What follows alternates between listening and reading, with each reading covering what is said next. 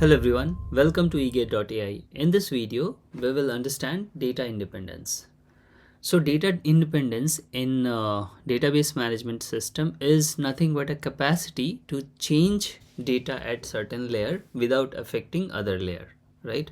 So if I write it down, so basically, as I said, it is a capacity, right? It's a power of database management system to change schema or structure, right? Schema or structure at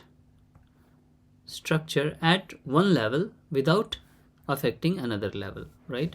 So if we talk about different levels or different layers in our application or application database, it looks like this.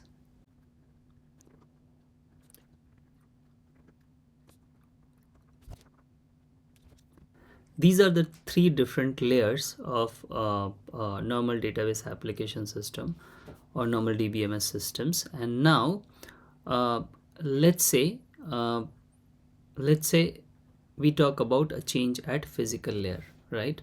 So one of the example of this change at physical layer is, say for example, you were initially hosting your application or database management system at Ubuntu, and then you plan to migrate it to Windows, right? Now here the file system is changing. Actual, storage will change because here you are switching to NTFS or FAT, right? NTFS basically. So your file system is changing from Ubuntu to Windows, but MySQL works at both the places smoothly, right? So if you have MySQL installed here or here, right, it doesn't matter. You can just export database from here and import it here. Everything will look like same. Like you will have all the tables, you will have all the relationships, constraints, everything as it is, right? Nothing, you lose nothing. So this is because MySQL database provides this capability that you can change physical layer, but it won't affect other layer, right?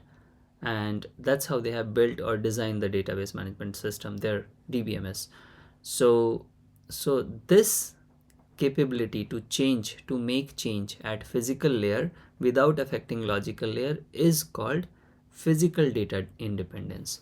So you are changing physical layer, so you are independent to change at physical layer, and this is called physical data independence. Now let's talk about logical data independence.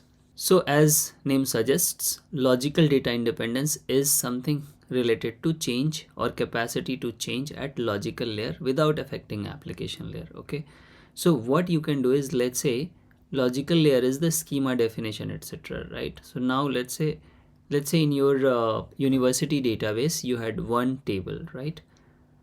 And then with the time, as application grows and it changes the scope, now you need to break it to two tables, like let's say postgraduate students and graduate students, right?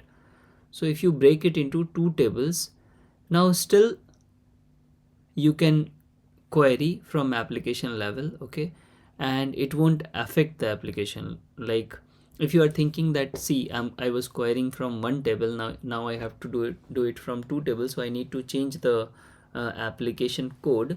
So yes, that you need to do. I'm talking about from the database management system perspective.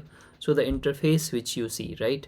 So the schema will change, the structure will change, but the application will work. And at the same time, this application, even the database also provides you the way to join it and query it with a view, etc., right? So use it like a view, and it becomes student table itself, right? So you have the capacity to change the schema without affecting the application. So this is something which will be called logical data independence. Okay, so I write it here, logical.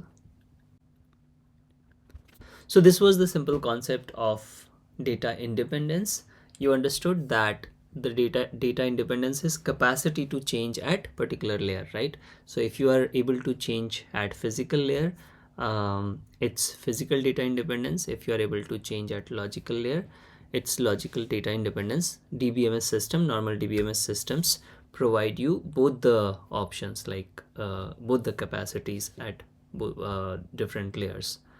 So that was about data independence. I will see you in the next lecture.